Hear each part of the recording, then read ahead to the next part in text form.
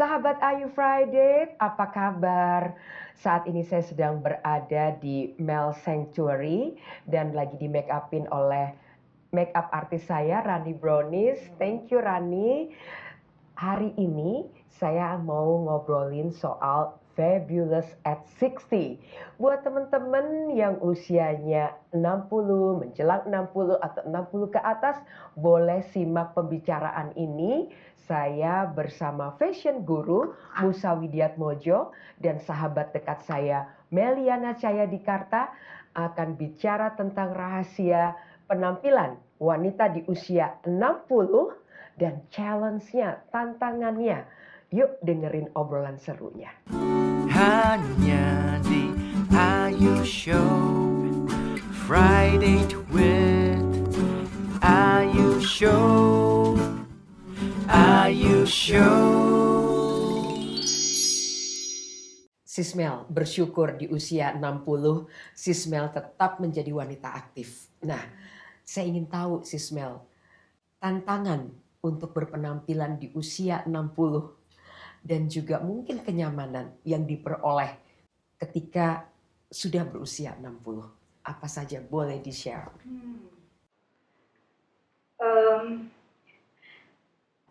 Iya, di 60 ini mungkin karena kebetulan ya sis, kemarin pandemi. Nah, kita kan waktu pandemi tuh, aku 59. Jadi pada waktu menjalani itu ke 60, selain waktu itu juga ya pastilah, I think semua mengalami ya ketakutan, kemudian juga challenge yang begitu besar. Nah, at the same time, pada waktu itu kan sis mungkin juga ngerasain ya, semua orang kan kayak nawarin makanan, terus kasih tahu vitamin apa supaya immune system kita bagus dan sebagainya. Jadi aku tuh merasa di situ nggak bisa menahan diri tuh sih. Jadi aku naik tuh 10 kilogram. 10 kilo.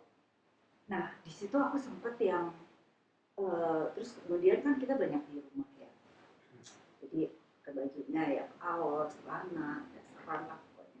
Kayak pada berapa bulan setelah itu aku sadar, aku merasa aku mesti dress up nih. Dan kebetulan kan kalau kita ada Zoom meeting, we dress up kan. Jadi aku memakai itu untuk dress up. Berasa tuh, merasa wow, nggak enak ya. Terus pakai baju ini salah, itu salah. Nah aku mulai worried tuh sis. Nah cuma aku merasa bedanya dengan dulu. Kalau dulu aku juga pernah gitu kan fluctuate, mungkin you remember, kayak lebih cepat gitu dan kayak lebih tenang. Oke, detox, terus kayak balik lagi ngurangin barang. Tapi ini aku merasa lebih tenang. Terus tidurnya aku agak berantakan. Jadi di situ aku juga selain struggling with weight, tapi struggling with many things gitu. Kayak ngerasa lebih perlu emosionalnya nih ditata gitu. Jadi, nah pada waktu 2021 gitu ya, terus ya suka ngobrol juga ya, saya juga ngasih ya, pokoknya yang penting kan nggak apa-apa kelebihan berat badan itu, tetapi how you dress up, gimana di nikahnya gitu. Ya jadi aku lumayan make effort yang lumayan gitu untuk to look good, terus kayak when you look good you feel good, kayak gitu aja gitu ya, terus make up dan sebagainya. Dan tetapi nggak semudah kayak berapa dulu tahun yang lalu gitu. Sekarang kayak perlu effort dan juga aku contoh nih sis, kayak sekarang misalnya aku nih aku pakai kain dan di atasnya kayak pakai sardini, baju yang kayak bisa nutupin. Oh coba pakai korset kan, karena kenapa? Salah satu kenapa alasan aku pakai korset itu karena tuh cenderung untuk gitu bungkuknya. Jadi banyak kalau pakai korset tuh bisa ini. Oh memang pakai korset tuh buat aku ya, aku udah coba berapa kali itu kayak bukan pegel sih, tetapi aku merasa kembung setelah itu. Jadi itu juga ya perlu ini ya, perlu perjuangan menurut saya tuh. Jadi ya mungkin salah satu juga yang encourage aku untuk ayo deh make up ini dan itu ya lingkungan maksudnya ya karena terus apalagi brother kan satu yang kamu tuh bisa pagi-pagi kalau WA kan hai lady sister udah mandi belum cantik make up ini gitu. Pertama kayak aku ketawa-ketawa dia tapi lama-lama dia kan suka ngobrol juga bahwa ya juga ya dan itu salah satu jadi menurut aku tuh emang lingkungan pengaruh. Jadi itu aku beruntung sih. Terus juga anak-anak juga kan gitu. Terus juga yang mungkin saya ke kantor kan juga kayak force me untuk jadi role model juga kan ya. Jadi itu sih, memang di 60 ini aku merasa bahwa berubah postur terus mungkin terutama di bagian perut ya. Aku merasa buat aku nih ya dari aku gitu kan. Jadi memang harus exercise juga harus lebih, kemudian juga pakai bajunya mesti pintar-pintar dan aku sekarang coba sih untuk beli yang lumayan pas lah gitu yang nggak selalu begini gitu kayak gitu sih jadi aku pikir di 60 ini berubah sih. Aku nggak mau excuse dengan pandemik ya sehingga ini tetapi yang dulu Mel suka dengar bahwa aduh kalau 60 tuh beda deh dan itu aku ngerasain dan terutama lutut aku jadi aku nggak bisa pakai sepatu stiletto atau yang lebih tinggi gitu kayak kemarin aku coba untuk pakai laces saja gitu ya yang nggak terlalu tinggi kemarin ya aku ngerasa sih sesudahnya tuh nggak enak sakit dan karena dokter udah bilang kan aku bermasalah jadi kayak lumayan menghantui gitu jadi kayak hati-hati banget dan aku kan juga sekarang exercise-nya hidroterapi gitu terus static bike gitu itu sih sis aku ngerasa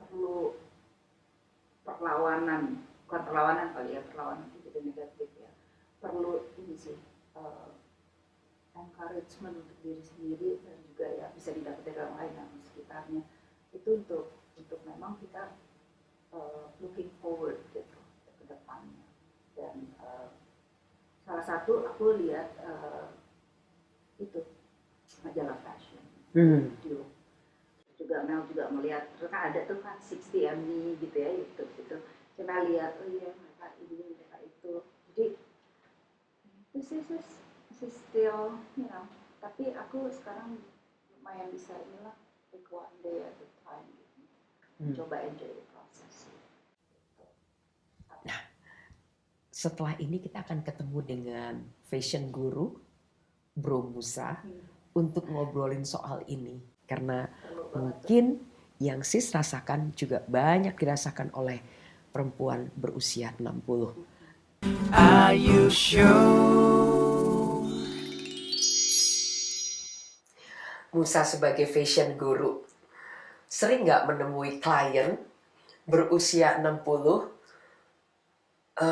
cerita soal tantangannya, mengeluh soal kekurangan ini itunya, atau justru bertemu juga dengan klien 60 yang tetap percaya diri di usianya? Sebenarnya klien aku tuh umurnya beragam banget. Jadi dari umur anak 1 tahun juga ada, sampai yang umur 80 gitu ya ada gitu. Dan kalau aku lihat biasanya itu umumnya wanita gitu kan. Wanita itu umumnya adalah selalu sangat menghakimi dirinya sendiri. Itu yang saya selalu temukan. Jadi apakah dia seorang selebriti, apakah dia seorang model, apakah dia badannya bagus atau badannya kurus, gemuk, itu selalu ada aja hal-hal yang menurut mereka itu kurang baik atau kurang bagus gitu ya. Dan saya melihat kalau yang berumur usia 60 selalu itu problematiknya adalah mereka membatasi diri mereka sendiri. Jadi contohnya adalah warna. Nah, mungkin ini karena karena budaya kali ya, bahwa orang Indonesia itu kan selalu bersembunyi di balik sesuatu. Ya. Jadi cara mereka memilih warna pun juga bersembunyi. Jadi mereka selalu mengatakan, ibu pakai warna merah aja, orange misalnya. Mereka bilang, enggak, saya kan udah berumur. Itu maksudnya apa, Bu? Gitu ya. Ya kalau udah berumur berarti saya harus pakai warna-warna yang gelap, warna-warna yang coklat gitu. Terus saya selalu bilang, lah kalau Ratu Elizabeth umurnya berapa, Bu?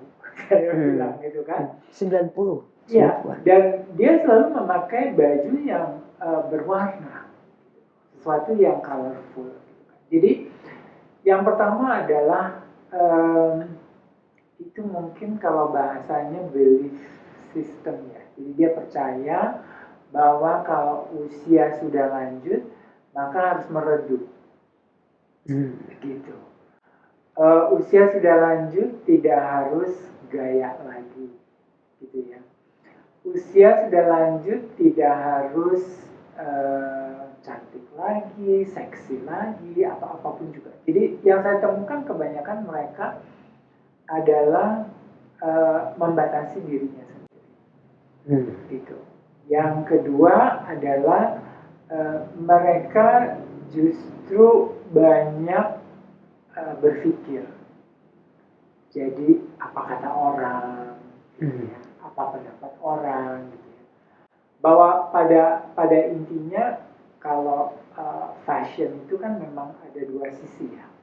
Ada sisi dari dalam diri, ada dari faktor luar.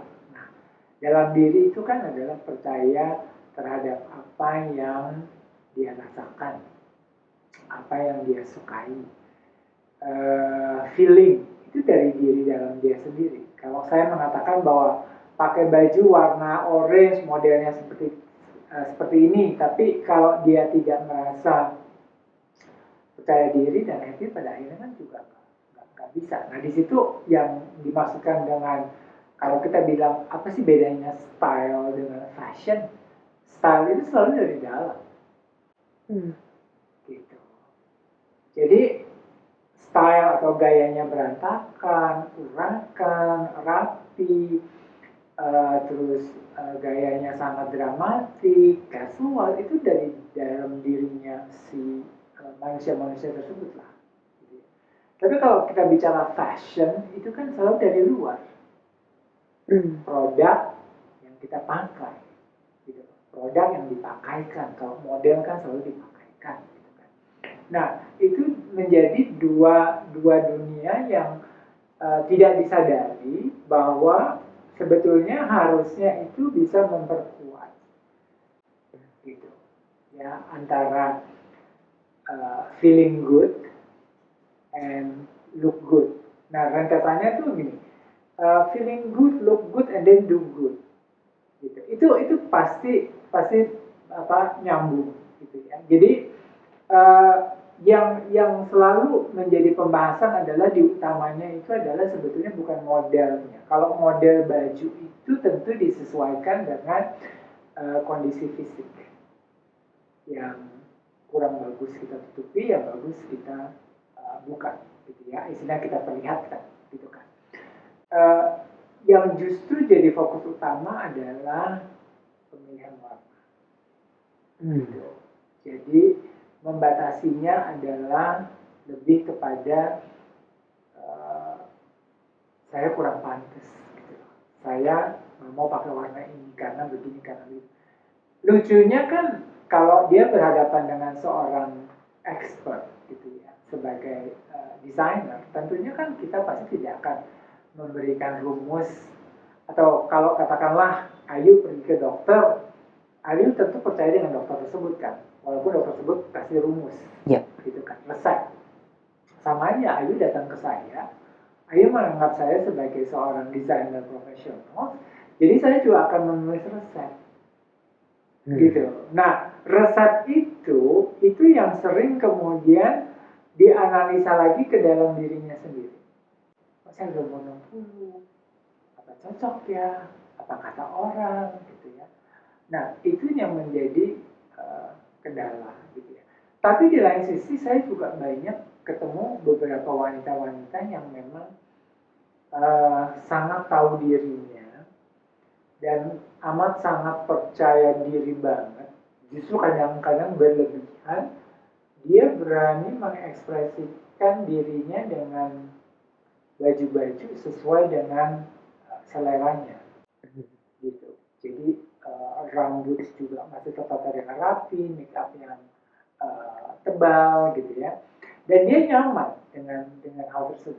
Jadi sebenarnya kalau kita bicara fashion, selalu kunci utamanya adalah what make you feel, not what make other people think. Gitu. Karena other people think it's not important. Gitu. Jadi kalau yang paling penting adalah bagaimana kita nyaman dengan diri kita.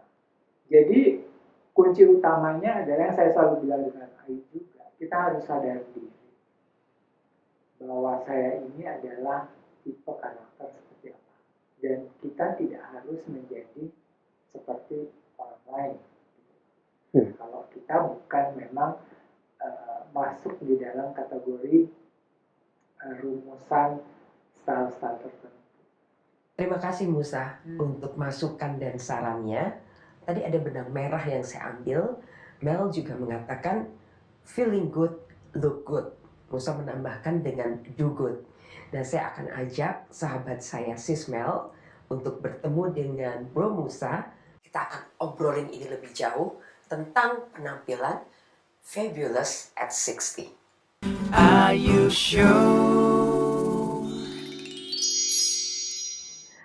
Sis Mel, sekarang usia Sis Mel udah sekian, apa yang nyaman dipakai Sis? Boleh share nggak sama kita? Tergantung sih sis. Kalau misalnya contoh nih kayak sekarang duduk ya, aku tuh kayak trying to cover my, ini aku kan besar ya, jadi aku kayak coba untuk menutupi lah supaya aku lebih luasa. Kemudian aku juga pakai baju atasan yang agak bisa nutupin. Ya aku pakai korset nih gitu ya, untuk tegak. Jadi aku paling nggak nutupin. Jadi kalau misalnya kalau jalan, aku mungkin leluasa bisa aja aku pakai celana, terus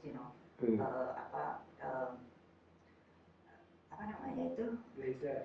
Bukan blazer. Cardigan. Ya cardigan panjang atau itu, terus pakai sneakers, outers gitu. Tapi kalau duduk ini ya kayak gini, jadi aku trying kayak to cover up aja gitu, kayak ngerasa bahwa ini aku gede ya sini ya, terus kayak counter bakalan duduk lama dan sebagainya, sehingga aku kayak lebih leluasa. Itu sih. Jadi memang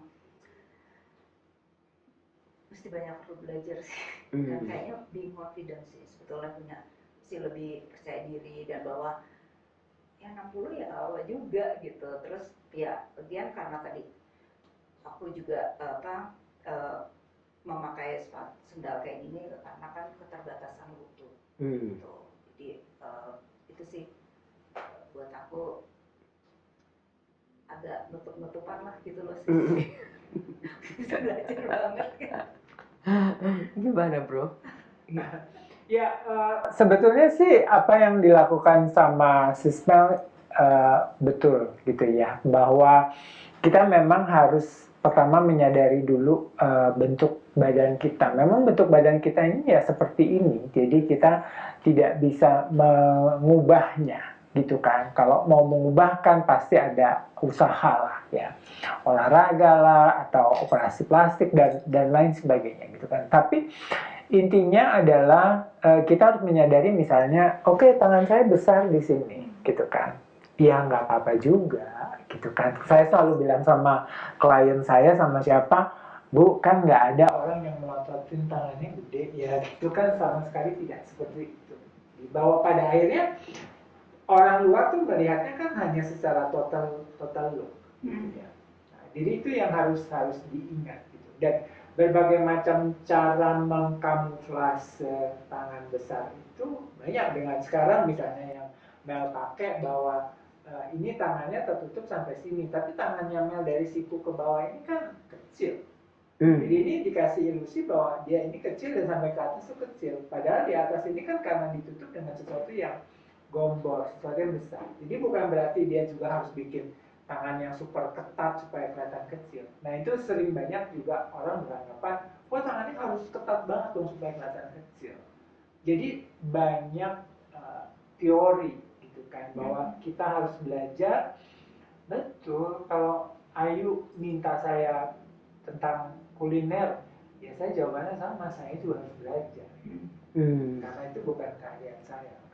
Tapi kalau berbicara bahwa pakai korset misalnya sis, tujuannya apa? Itu yang paling penting selalu saya tanya, tujuannya apa? Kalau hanya untuk katakanlah sesaat, ya sadari saja pakainya untuk sesaat. Dan biasanya buat orang yang memakainya sesaat-sesaat itu selalu ada perasaan tidak enak kan, nggak nyaman. Nah, karena dia merasa bahwa aduh gue mesti pakai ini ya, ya udah dia sejam 2 jam pakai, ya udah buat pesta, buat ini gitu kan.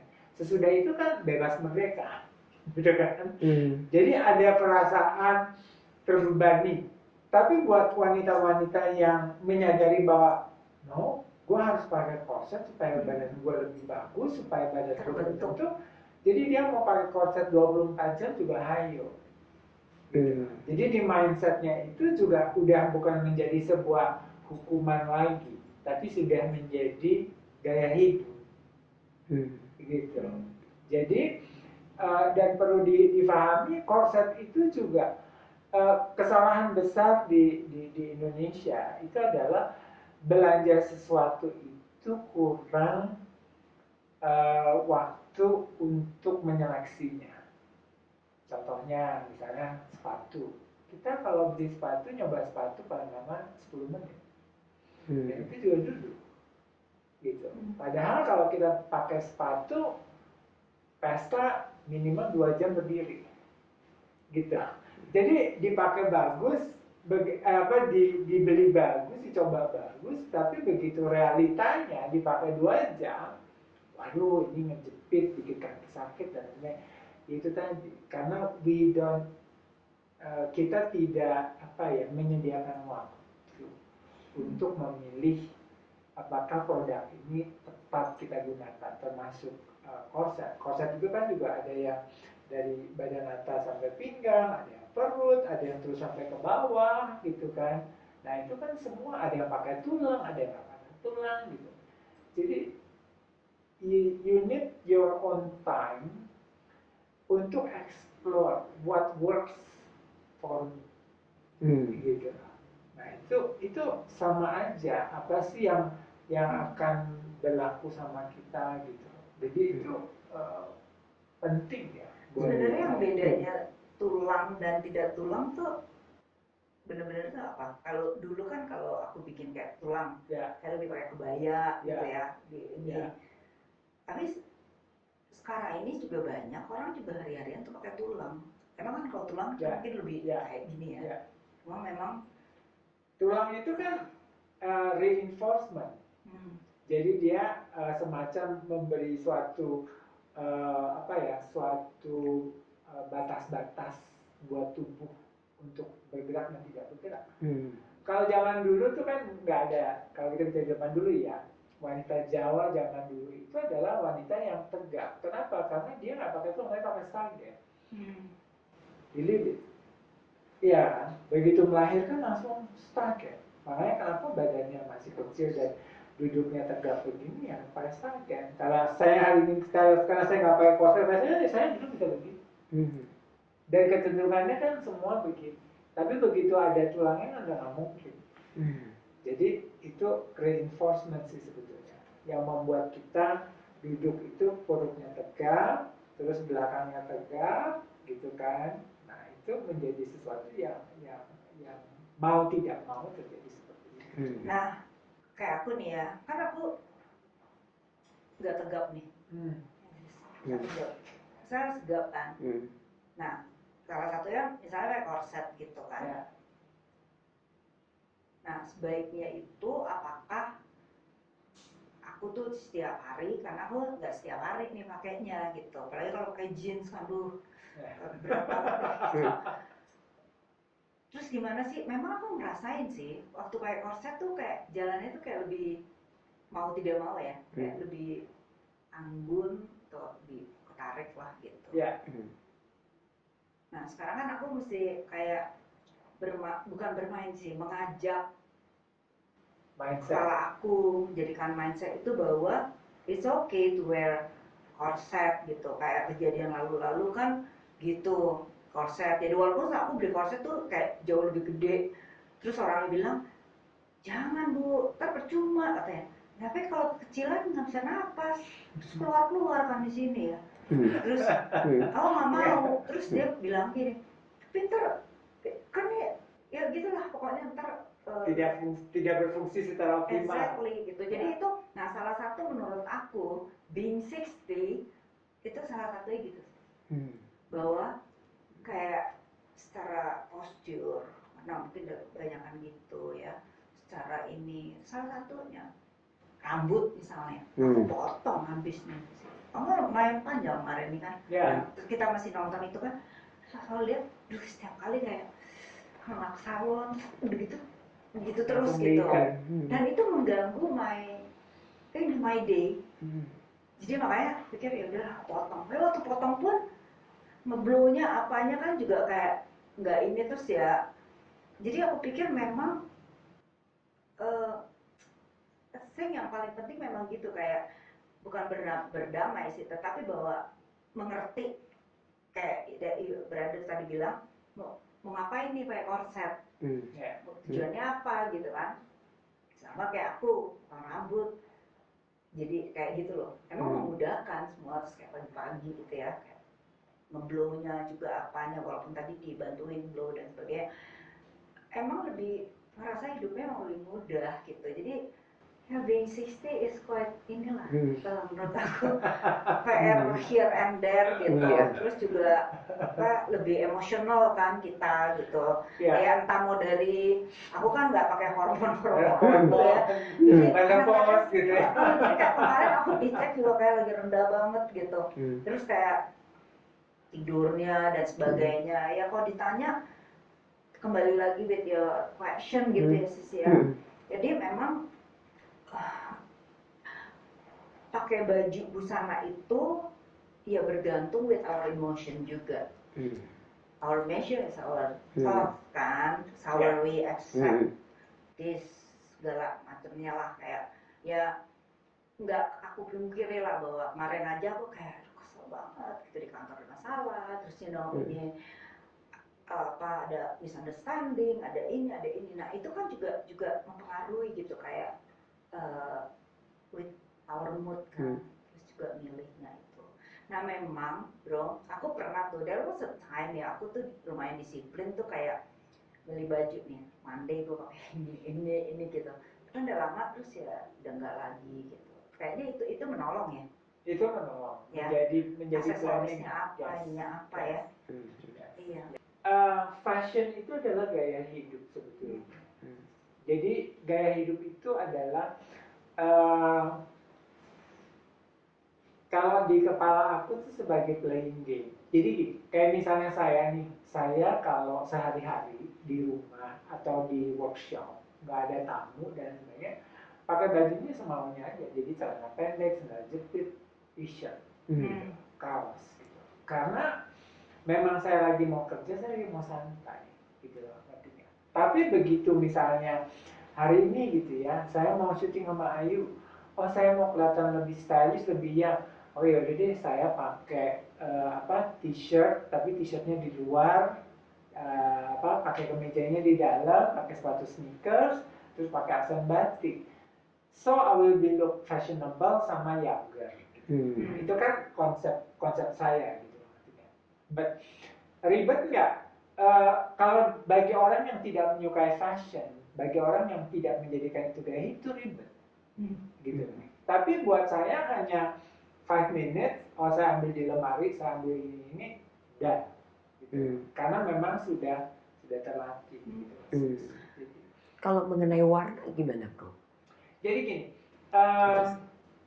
kalau mengenai warna adalah sebetulnya setiap pribadi itu punya selera masing-masing.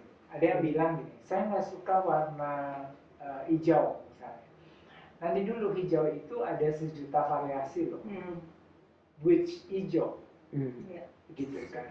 Nah, itu harus dihubungkan dengan tone warna kulit, gitu ya. Itu nanti kalau dibahas berapa episode lagi ya. Cuma saya kembali lagi bahwa banyak sekali wanita Indonesia itu yang sebetulnya takut dengan warna. Color itu it is very dominant. Jadi dominan banget. You pick the wrong color, you look wrong. You pick the wrong color, you have a bad mood, gitu kan, ya kan? Jadi color is do some wonder and some magic atau disasters, gitu. Nah, kembali lagi kalau kita tarik mundur sedikit gitu ya, tadi dengan omongannya Sismel tentang rambut gitu ya. Nah, ini lagi di Indonesia ini ada persepsi memang rambut panjang itu berwarna hitam itu adalah tipikal wanita Indonesia yang cantik atau wanita Asia gitu. Itu betul kalau memang dilihat dari versi orang bule, orang asing. It is so exotic. Lihat perempuan rambutnya panjang hitam terurai gitu ya. Buat orang Indonesia itu menjadi sesuatu yang biasa aja gitu ya. Cuma ada belief system lagi nih yang menggambarkan, ini agak dalam dikit, yang menggambarkan bahwa pria-pria Indonesia itu sukanya wanita Indonesia itu berambut panjang. Itu ada paradigma itu. Tapi emang rata-rata gitu sih. Ya, tapi perlu diingat sis, when you are 50, 60, 70s gitu ya, itu rambut semakin panjang itu sebetulnya menjadi kesannya tua. Semakin pendek, you look younger. Jadi sis dipotong rambut pendek begini lebih younger gitu. Ya, apalagi kalau misalnya dipotongnya agak asimetrik sedikit gitu. Di belakangnya misalnya di sini lebih tebal, sini lebih tipis gitu ya. Tergantung dari struktur rambut kan ada tuh kalau yang ahli rambut dari kepala, dari belakang apa dan lain sebagainya. Jadi kembali lagi memang beauty itu banyak paradigma yang dulu dibentuk tetapi sekarang sudah tidak berlaku lagi. Contohnya wanita Indonesia itu, wanita yang paling keren tuh kuningnya kuning langsat. Ingat ya, waktu itu mungkin zamannya Ayu waktu jadi model tuh wanita kuning langsat, wanita kuning langsat. Sekarang udah nggak kuning langsat lagi. Ya, jadi lebih kepada bukan juga dark, tapi lebih kepada glowing. Gitu loh. Karena dari inovasi negeri Korea kan yang membawa itu. Jadi everybody try to look glowing dengan berbagai macam versi warna kulit ya, warna dark, warna gelap, coklat sawo, coklat kuning dan lain sebagainya. Putih ya. Iya. Gitu. Ya, sampai ya itu kembali lagi banyak teknologi seperti itu. Jadi sebetulnya tadi kita juga ngobrol ya, sempat ngobrol bahwa baju yang memang cocok untuk si Smell di usia 40 belum tentu cocok dengan di usia 60. Itu loh tadi. Oke. Karena gini, pertama adalah bentuk badan dulu harus disadari bahwa bentuk badan kita itu pasti berubah, itu satu. Yang kedua, gaya hidup kita juga berubah. Ya kan? Kemudian ketiga, tuntutan kita untuk tampil itu juga agak sedikit berubah gitu loh. Jadi kalau dulu sering meeting gitu kan, sering ketemu orang, sekarang meeting sekali-sekali, ketemu orang udah jarang gitu ya. Ya udah, jadi udah nggak terlalu penting nggak punya alasan kenapa saya harus gonta-ganti baju gitu kan. Apalagi dengan adanya COVID seperti ini. Ya kan, selama 2 tahun kita masuk ke kandang semua. Ya kan, kita melupakan kebiasaan kita, ya, kebiasaan berdandan, kebiasaan pakai baju, kebiasaan pakai hak tinggi, itu tuh lupa semua selama 2 tahun.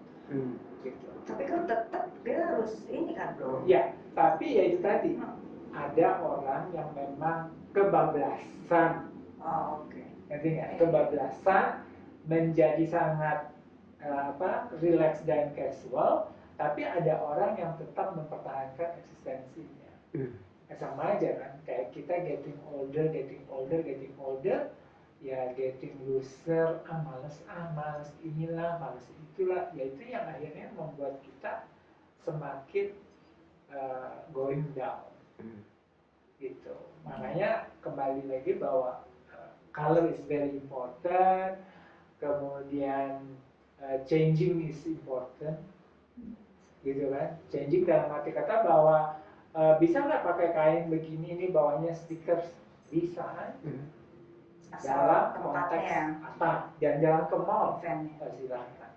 Pakai sling bag gitu ya, silakan.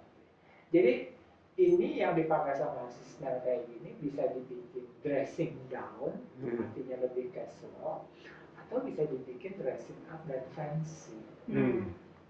Gitu artinya. Jadi sebetulnya kalau orang bilang fashion is fun, ya itu funnya. Dengan baju itu bisa dibikin yes. Gitu.